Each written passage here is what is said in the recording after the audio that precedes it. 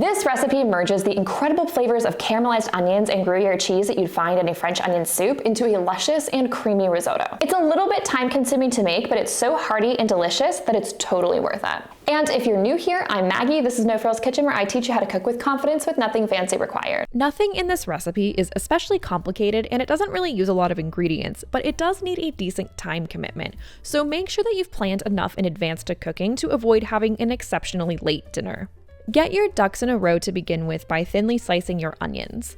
You can also use this time to grate your cheese. I like using a mixture of Gruyere and Parmesan. Now, let's move on to cooking. The first step is to caramelize the onions. I have tested it considerably, and I find that you get the best results when you don't take any shortcuts and simply rely on a bit of butter, olive oil, salt, and thyme. All you need to do is melt a bit of butter and olive oil in a medium saucepan, the same pan we'll cook the risotto in. Once the butter is foamy, add your sliced onions along with a generous pinch of salt. Cover the pan and let the moisture seep from the onions for about 15 to 20 minutes. After this, you'll notice that they have decreased in size by about half and have started to take on a bit of color. Now remove the lid and give the onions a stir.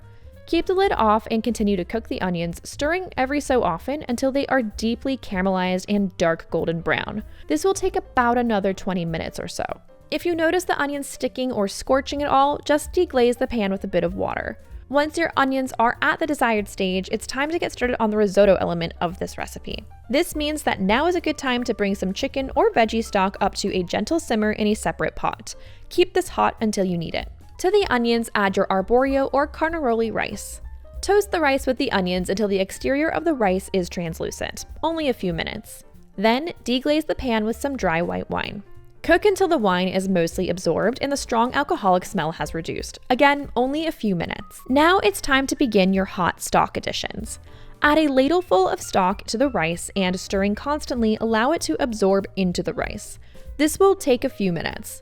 When the stock has absorbed, you should be able to draw a line with your spoon and see the bottom of the pan.